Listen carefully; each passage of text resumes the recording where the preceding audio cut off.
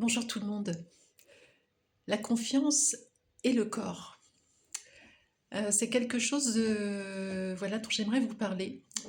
Ce week-end, dimanche, je participais à un salon du bien-être et donc j'ai rencontré d'autres collègues, dont deux sophrologues.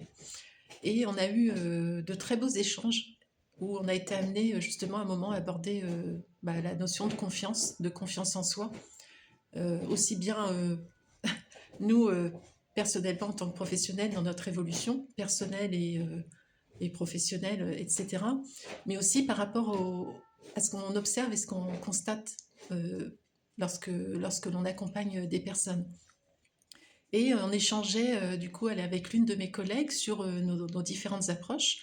Donc je lui évoquais donc moi, mon approche à travers l'écriture, à travers les mots, pour justement accompagner les femmes, mais j'ai aussi accompagné des hommes, voilà, sur cette partie, en tout cas, sur comment, à travers nos expériences, euh, les souffrances reliées, les blocages, les incompréhensions qui impactent évidemment la confiance que l'on a en nous, en la vie, en les autres.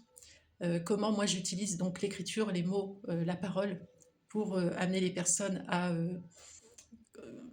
libérer ces blocages et faire grandir cette confiance en soi, puisque la confiance, de toute façon, elle se travaille tous les jours de notre vie sans souvent qu'on s'en rende compte, hein, on ne s'en rend pas toujours compte. Mais du coup, cette collègue a une autre approche et qui était très intéressante et elle propose de la sophrodance. Et elle me dit que certaines personnes, et c'est vrai, ont des difficultés avec la parole, ont des difficultés, alors pas des difficultés pour écrire ou pour parler, mais n'ont pas confiance en elles pour pouvoir parler ou écrire. Et cette confiance est due au regard des autres, bien souvent. Parce que quand j'écris, est-ce que je vais pouvoir lire mon texte? Est-ce que je vais être capable d'écrire? Donc là, c'est vraiment le regard que l'on porte sur soi. Dans le fait de parler, de s'exprimer et d'utiliser la voix, puisque la voix, c'est quelque chose que moi-même j'ai connu il y a très longtemps, c'est-à-dire que pour m'exprimer devant un groupe de personnes ou dans un contexte particulier ou même parfois en famille, je n'arrivais pas à m'exprimer parce que parler, c'est être entendu, c'est être écouté, c'est être regardé et c'est être remarqué. Et ben, quand on a très peu confiance en soi, on n'a pas envie d'être remarqué, justement. On a plutôt envie d'être effacé, réservé et de rester dans cette zone de sécurité qui nous rassure, en fait. Donc, elle m'expliquait son approche et en me disant que, effectivement, pour ces femmes qui ont du mal et qui n'arrivent pas à parler, de passer par le corps, c'est vraiment un autre vecteur qui est vraiment très libérateur et intéressant également.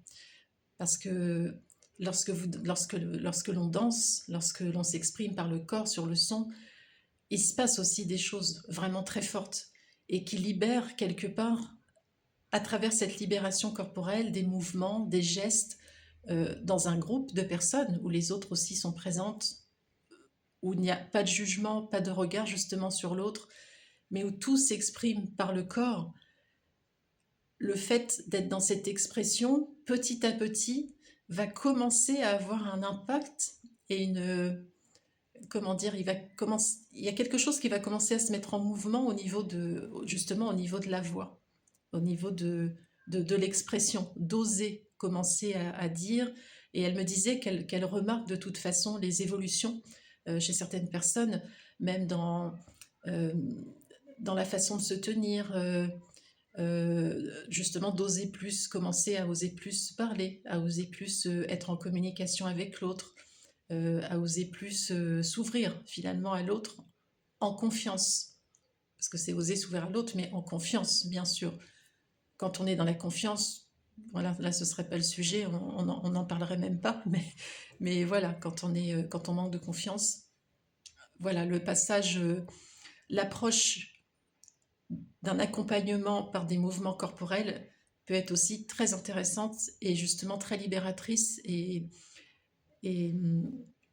soutenante pour certaines femmes ou des femmes qui n'arrivent pas ou n'osent pas parler mais également qui sont mal à l'aise hein, avec leur corps hein, également, voilà, qui sont mal à l'aise avec leur corps également. Donc c'est vraiment quelque chose aussi comment dire, une approche que je trouve très complémentaire et très intéressante. Et les échanges ont vraiment été très riches et c'est vraiment voilà le but aussi de participer à ces salons où on peut rencontrer justement d'autres professionnels, croiser nos approches, nos regards et que ça enrichit toujours notre façon de voir l'accompagnement de façon holistique, puisqu'il n'y a pas une approche, moi je considère qu'il n'y a pas une approche qui est meilleure qu'une autre, c'est-à-dire que sur un, euh, sur un chemin d'évolution personnelle, de guérison personnelle, etc., on est amené à rencontrer différents professionnels avec différentes approches, que ça soit dans les thérapies alternatives, dans les médecines douces, que dans les médecines traditionnelles. Tout est complémentaire en fait. Ce qui est important, c'est qu'à chaque fois, lorsque vous allez dans un format d'accompagnement, que vous repartiez de cet accompagnement en vous sentant bien, en vous sentant apaisé, en ressentant qu'il s'est passé quelque chose pour vous. Alors évidemment, ça peut passer par des phases désagréables, mais qui amène toujours à quelque chose derrière qui s'est débloqué, qui s'est libéré, qui s'est apaisé. Donc, tant que vous vous sentez bien dans un accompagnement à un moment donné de votre vie, c'est très positif. Voilà. Et donc, moi, j'ai envie de vous dire, pour le petit mot de la fin d'aujourd'hui, c'est faites-vous confiance. Surtout, faites-vous confiance, quel que soit l'accompagnement et l'approche. Faites confiance à votre ressenti. Le but, c'est de se sentir bien et ce n'est pas de repartir en se sentant mal ou un peu plus mal que lorsqu'on est arrivé. Je vous souhaite une belle journée et je vous dis à bientôt.